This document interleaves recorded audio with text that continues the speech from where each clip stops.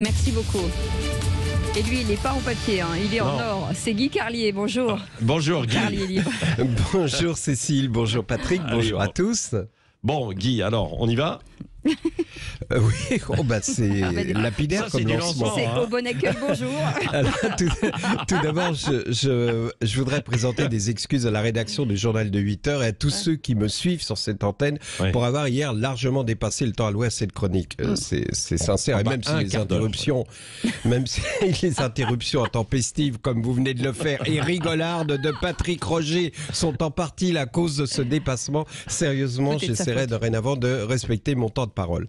À propos de Patrick, hier soir, comme à l'habitude, je lui ai proposé les thèmes de chronique qui me tenaient à cœur afin qu'il me donne son avis en fonction de la construction de la matinale, afin d'éviter les redondances et de maintenir les équilibres. Donc hier, je lui ai d'abord proposé une chronique sur Anne Hidalgo, car je trouve qu'elle constitue un thème passionnant. Bien entendu, on n'imagine pas une seule seconde que cette femme puisse être élue présidente de la République. On devine même le naufrage annoncé de sa candidature. Mais il y a quelque chose de gênant dans l'acharnement dont elle est victime. Même si on n'a pas la moindre sympathie pour cette femme, et c'est mon cas, même si au début on sourit devant sa piètre qualité d'oratrice, sa grossière démagogie, on finit par se sentir mal à l'aise devant le plaisir malsain que prennent ses adversaires à démolir cette femme défaite qui sorte la moindre phrase de son contexte pour la rendre ridicule, et on se dit que finalement les 3 ou 4% qu'elle fera au final seront des votes de miséricorde.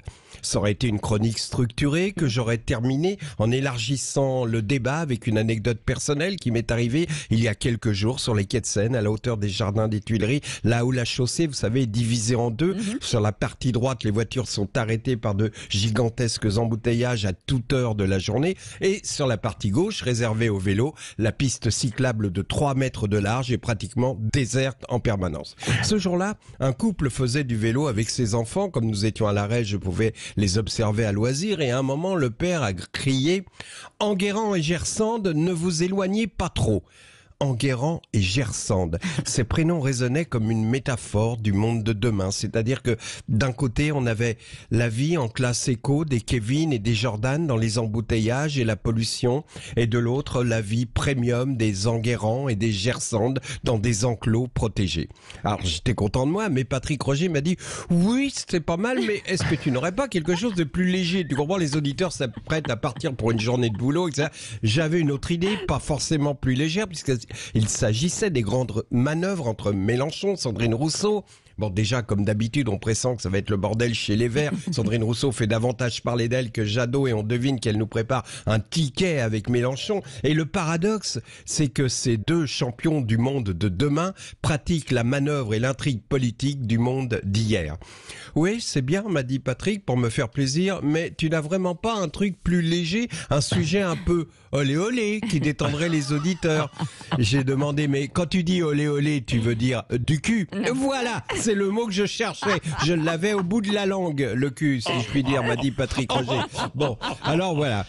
Puisque voilà, on va sombrer là-dedans, on apprend dans la presse suisse que le sex club genevois, le Delicious, propose des fellations gratuites aux clients vaccinés. Ah oui. Bien sûr que c'est vrai, évidemment, sinon ça n'aurait pas de sens.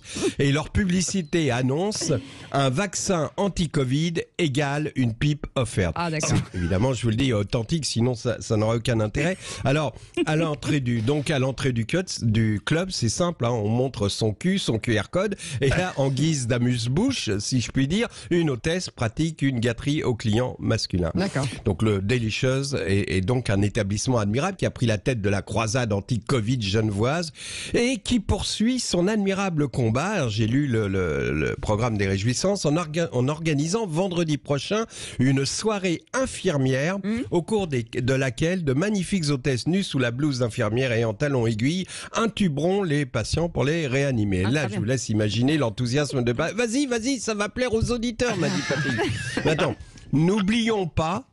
Le journaliste était toujours là. Ah oui. N'oublions pas que la règle numéro 1 en matière d'information, c'est de contrôler les sources. Ah, bien tu sûr. connais ma rigueur dans ce domaine. Donne-moi les coordonnées de cet établissement afin que je vérifie moi-même l'information. Donc je pense que il ira donc participer à cette soirée infirmière, Ouais. il les applaudira à 20h, j'imagine. Enfin, en tout cas, pour conclure, je citerai C'est le cas de Pline dire. l'Ancien. Je citerai Pline l'Ancien, c'est de circonstance. Luxum veritas parabellum alea gloria. Ouais. Ça ne veut pas dire davantage que les citations de Malraux, mais je trouvais que ça donnait un peu de classe à cette Oui, c'est vrai. chronique qui en manquait singulièrement sur la fin. Voilà. Bonne Bien journée sûr. à tous. Eh ben, bonne Et on journée. remercie ouais. bien sûr Patrick Roger pour sa participation. Ah bah, c'est Merci suggestion beaucoup, surtout. Carlier. Ah, c'est suggestion en fait, Guy. Bon, je Ah, vous vous envoie êtes- des petits messages ce soir. Allez. Allez, dans un instant, le journal de 8h. Merci Guy. Merci à réécouter bien sûr sur sudradio.fr. Il est 7h58.